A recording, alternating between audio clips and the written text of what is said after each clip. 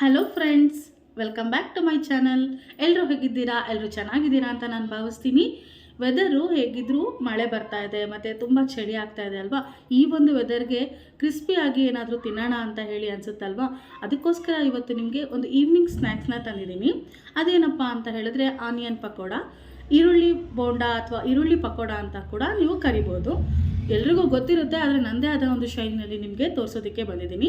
ಬನ್ನಿ ಹೇಗೆ ಮಾಡೋದು ಅಂತ ಹೇಳಿ ನೋಡೋಣ. ಮತ್ತು ಅದಕ್ಕೆ ಬೇಕಾಗಿರುವಂತಹ ಸಾಮಗ್ರಿಗಳನ್ನ ಒಂದೊಂದೇ ಹೇಳ್ತೀನಿ ಬನ್ನಿ. ಮೊದಲನೇದಾಗಿ ನಾನಿಲ್ಲಿ 5 ಈರುಳ್ಳಿನ ತಗೊಂಡಿದ್ದೀನಿ. ನಂತರ 1 ಕಪ್ ಆಗೋಷ್ಟು ಕಡಲೆ ಹಿಟ್ಟನ್ನು ತಗೊಂಡಿದ್ದೀನಿ. 2ರಿಂದ 3 ಸ್ಪೂನ್ ಆಗೋಷ್ಟು ಅಕ್ಕಿ ಹಿಟ್ಟನ್ನು ಇಟ್ಕೊಂಡಿದ್ದೀನಿ.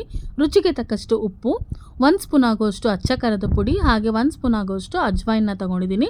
ಇದಿಷ್ಟು ಇದ್ದರೆ ಸಾಮಗ್ರಿಗಳನ್ನ ಫಟಾಫಟ ಅಂತ ಹೇಳಿ ಈವ್ನಿಂಗ್ ಸ್ನ್ಯಾಕ್ಸ್ಗೆ ನಾವು ಆನಿಯನ್ ಪಕೋಡನ ಮನೆಯಲ್ಲೇ ರೆಡಿ ಮಾಡ್ಕೊಳ್ಬಹುದು.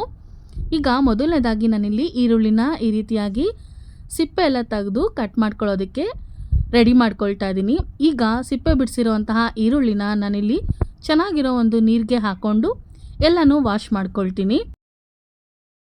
ನೋಡಿ, ಎಲ್ಲನೂ ಸಹಿತ ರೆಡಿ ಮಾಡ್ಕೊಂಡಿದ್ದೀನಿ. ಈಗ ಎಲ್ಲ ಈರುಳ್ಳಿಗಳನ್ನ ಸ್ಲೈಸ್ ಆಗಿ ನಾವು ಕಟ್ ಮಾಡ್ಕೊಳ್ಬೇಕು. ಹಾಗಾಗಿ ಈಗ ಒಂದೊಂದನ್ನೇ ನಾನಿಲ್ಲಿ ಕಟ್ ಮಾಡ್ಕೊಳ್ತಾ ಇದ್ದೀನಿ. ಇದನ್ನು ಮಳೆ ಬರುವಾಗ ಬಿಸಿ ಬಿಸಿಯಾಗಿ ತಿಂತಾ ಇದ್ರೆ ತುಂಬ ಚೆನ್ನಾಗಿರುತ್ತೆ. ಇದ್ರ ಜೊತೆಲಿ ಕಾಫಿ, ಟೀ ಇದ್ಬಿಟ್ರಂತೂ ಅದರ ರುಚಿ ಇನ್ನೂ ಡಬಲ್ ಆಗಿಬಿಡುತ್ತೆ. ಈ ರೀತಿಯಾಗಿ ನಾನು ಸ್ಲೈಸ್ ಆಗಿ ಕಟ್ ಮಾಡ್ಕೊಳ್ತಾ ಇದ್ದೀನಿ ಈರುಳ್ಳಿನ. ನಾನಿಲ್ಲಿ 5 ಈರುಳ್ಳಿನ ತಗೊಂಡಿದ್ದೀನಿ. ನೀವು ಕ್ವಾಂಟಿಟಿನ ನೋಡಿಕೊಂಡು ಹೆಚ್ಚು ಕಮ್ಮಿ ಮಾಡ್ಕೊಳ್ಬಹುದು. ಈ ರೀತಿಯಾಗಿ ಸ್ಲೈಸ್ ಆಗಿಯೇ ಹಚ್ಕೊಳ್ಬೇಕಾಗತ್ತೆ ಈರುಳ್ಳಿ ಪಕೋಡ ಮಾಡುವಾಗ.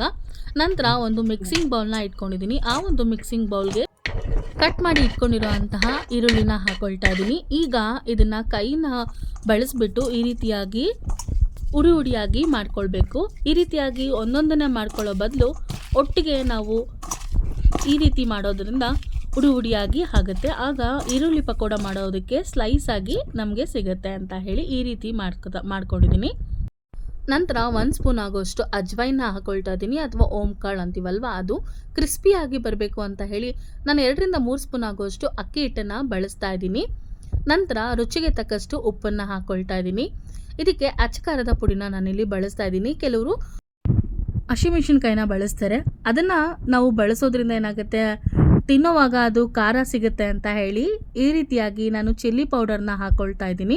ಚಿಲ್ಲಿ ಪೌಡರ್ ಹಾಕಿದಾಗ ನಮಗೆ ಖಾರ ಗೊತ್ತಾಗೋದಿಲ್ಲ, ಬಟ್ ಖಾರದ ಅಂಶ ಇರುತ್ತೆ. ನಂತರ ಈ ರೀತಿಯಾಗಿ ಎಲ್ಲನೂ ಸಹಿತ ಕೈಯಿಂದ ಇನ್ನೂ ಒಂದು ಸಲ ಮಿಕ್ಸ್ ಮಾಡ್ಕೊಳ್ಬೇಕು. ಯಾಕೆಂದರೆ ಅಕ್ಕಿ ಹಿಟ್ಟೆಲ್ಲ ಹಾಕಿರ್ತೀವಲ್ವ, ಅದು ಈರುಳ್ಳಿ ಜೊತೆಲಿ ಹೊಂದ್ಕೊಳ್ಬೇಕು. ಹಾಗಾಗಿ ಒಂದು 5 ನಿಮಿಷಗಳ ಕಾಲ ಈ ರೀತಿಯಾಗಿ ಚೆನ್ನಾಗಿ ಎಲ್ಲನೂ ಹೊಂದ್ಕೊಳ್ಳೋ ರೀತಿಯಾಗಿ ಕೈ ಆಡಿಸ್ಕೊಳ್ಬೇಕಾಗತ್ತೆ. ನಂತರ ಇದಕ್ಕೆ ನಾನು ತಗೊಂಡಿರೋ 1 ಕಪ್ ಕ್ವಾಂಟಿಟಿನಲ್ಲಿ ಕಡಲೆ ಹಿಟ್ಟನ್ನು ಸಹಿತ ಎಲ್ಲನೂ ಹೊಂದ್ಕೊಳ್ಳೋ ರೀತಿಯಾಗಿ ಮಿಕ್ಸ್ ಮಾಡ್ಕೊಳ್ಬೇಕು. ಈ ರೀತಿಯಾಗಿ ಮಿಕ್ಸ್ ಮಾಡುವಾಗ ನಾವು ನೀರನ್ನು ಬಳಸ್ಕೊಳ್ಬಾರ್ದು. ಫಸ್ಟು ಈ ರೀತಿಯಾಗಿ ನೀಟಾಗಿ ಮಿಕ್ಸ್ ಮಾಡ್ಕೊಳ್ಬೇಕು. ಮಿಕ್ಸ್ ಮಾಡಿದ ನಂತರ ಸ್ವಲ್ಪನೇ ನೋಡಿಕೊಂಡು ನೀರು ಹಾಕ್ಕೊಳ್ಬೇಕು. ನೋಡಿ, ನಾನಿಲ್ಲಿ ಸ್ವಲ್ಪನೇ ನೀರನ್ನ ಹಾಕ್ಕೊಳ್ತಾ ಇದ್ದೀನಿ. ನಾನಿಲ್ಲಿ ಒಂದು ಅರ್ಧ ಕಪ್ ಆಗೋಷ್ಟು ನೀರನ್ನು ತಗೊಂಡಿದ್ದೀನಿ. ಅದರಲ್ಲಿ ಒಟ್ಟಿಗೆ ನೀರನ್ನ ಹಾಕ್ಕೊಳ್ತಾ ಇಲ್ಲ, ನೋಡಿಕೊಂಡು ನಾನಿಲ್ಲಿ ಸ್ವಲ್ಪನೇ ನೀರನ್ನ ಹಾಕ್ಕೊಂಡು ಕಲಿಸ್ಕೊಳ್ತಾ ಇದ್ದೀನಿ. ಕೆಲವ್ರಿಗೆ ಹಿಟ್ಟು ಜಾಸ್ತಿ ಇರಬೇಕು ಅಂತ ಹೇಳಿ ಅನಿಸುತ್ತೆ, ಇನ್ನು ಕೆಲವ್ರಿಗೆ ಈರುಳ್ಳಿ ಹಾಗೆ ಬಾಯಿಗೆ ಸಿಗಬೇಕು ಅಂತ ಹೇಳಿ ಇರುತ್ತೆ ಈರುಳ್ಳಿ ಪಕೋಡದಲ್ಲಿ. ಹಾಗಾಗಿ ಎರಡೂ ರೀತಿಯಲ್ಲಿ ಮಾಡಬೇಕು ಅಂತ ಹೇಳಿ ಈ ರೀತಿಯಾಗಿ ನಾನು ಹಿಟ್ಟನ್ನು ಕಲಿಸ್ಕೊಳ್ತಾ ಇದ್ದೀನಿ. ಕೆಲವ್ರು ಏನು ಮಾಡ್ತಾರೆ, ಕ್ರಿಸ್ಪಿಯಾಗಿ ಬರಬೇಕು ಅಂತ ಹೇಳಿ ನೀರನ್ನು ಕಮ್ಮಿ ಬಳಸಿ ಕ್ರಿಸ್ಪಿಯಾಗಿಯೇ ಆಗೋ ರೀತಿಯನ್ನೇ ಹಿಟ್ಟನ್ನು ಕಲಿಸ್ಕೊಳ್ತಾರೆ. ಆದರೆ ಕೆಲವ್ರಿಗೆ ಹಿಟ್ಟು ಸಿಗಬೇಕು ಅಂತ ಹೇಳಿರುತ್ತಲ್ವ, ಅವ್ರಿಗೆ ಈ ರೀತಿಯಾಗಿ ನಾನು ತೋರಿಸ್ತಾ ಇದ್ದೀನಿ. ಇದೇ ಒಂದು ಹಿಟ್ಟಿನ ವಿಧಾನದಲ್ಲಿ ನಾನು 2 ರೀತಿ ಸಹಿತ ಹಾಕ್ಕೊಳ್ಳೋದನ್ನ ತೋರಿಸ್ತೀನಿ. ಇದಾಗೋ ಅಷ್ಟರಲ್ಲಿ ನಾನು ಎಣ್ಣೆ ಸಹಿತ ಕಾಯೋದಕ್ಕೆ ಇಟ್ಟಿದ್ದೆ. ಆ ಒಂದು ಎಣ್ಣೆ ಸಹಿತ ಕಾಯ್ತಾ ಇತ್ತು. ನೋಡಿ, ಈ ರೀತಿಯಾಗಿ ಹಿಟ್ಟನ್ನು ನಾನು ಹದವಾಗಿ ಕಲಿಸ್ಕೊಂಡಿದ್ದೀನಿ. ಈಗ ಎಣ್ಣೆ ಕಾದಿದೆ. ಒಂದೊಂದನ್ನೇ ಹಾಕೋದಕ್ಕೆ ಮುಂಚೆ ಎಣ್ಣೆ ಕಾದಿದೆಯಾ ಅಂತ ಹೇಳಿ ಈ ರೀತಿಯಾಗಿ ಚೆಕ್ ಮಾಡ್ಕೊಂಡಿದ್ದೀನಿ. ಈಗ ನಾನು 2 ವಿಧಾನದಲ್ಲಿ ತೋರಿಸ್ತೀನಿ ಅಂತ ಹೇಳಿದ್ನಲ್ವ. ನೋಡಿ, ನಾನು ತೋರಿಸ್ತಾ ಇರೋದು ಇದು ಮೊದಲನೇ ವಿಧಾನ. ಇದರಲ್ಲಿ ನಿಮಗೆ ಯಾವ ಒಂದು ವಿಧಾನ ಇಷ್ಟ ಆಗುತ್ತೋ ಅದನ್ನು ನೀವು ಫಾಲೋ ಮಾಡಬಹುದು. ಇದನ್ನು ನಾನು ಈರುಳ್ಳಿ ಬಜ್ಜಿ ಅಥವಾ ಈರುಳ್ಳಿ ಬೋಂಡ ಅನ್ನೋ ರೀತಿಯಾಗಿ ಹಾಕಿದ್ದೀನಿ.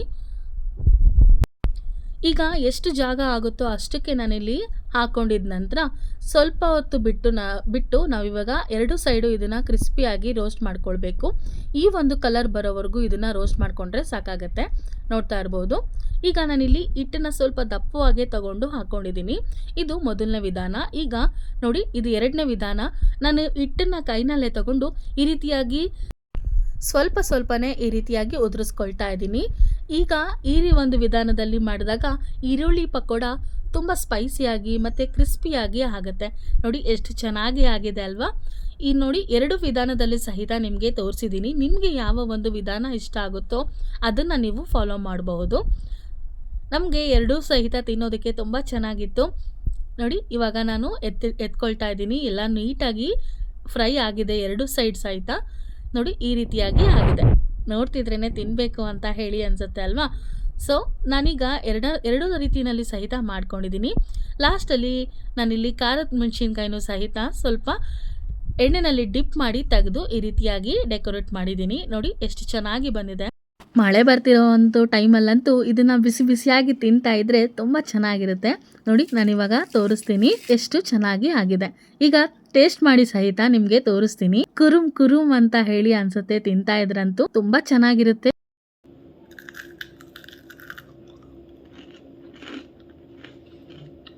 ಖಂಡಿತ ಈ ಒಂದು ವಿಧಾನದಲ್ಲಿ ನೀವು ಸಹಿತ ಮನೆಯಲ್ಲಿ ಟ್ರೈ ಮಾಡಿ. ನಿಮಗೆ ಇಷ್ಟ ಆಯಿತು ಅಂತ ಹೇಳಿ ನಾನು ಭಾವಿಸ್ತೀನಿ. ಈ ಒಂದು ವಿಡಿಯೋ ಇಷ್ಟ ಆಗಿದ್ರೆ ಲೈಕ್ ಮಾಡೋದನ್ನು ಮರಿಬೇಡಿ. ಮತ್ತಷ್ಟು ಹೊಸ ರೆಸಿಪಿ ಜೊತೆ ನಿಮಗೆ ನೆಕ್ಸ್ಟ್ ವಿಡಿಯೋದಲ್ಲಿ ಸಿಗ್ತೀನಿ. ಅಲ್ಲಿವರೆಗೂ ನಮ್ಮ ಚಾನಲ್ನ ಇದೇ ರೀತಿ ವಾಚ್ ಮಾಡ್ತಾ ಇರಿ. Thank you for watching.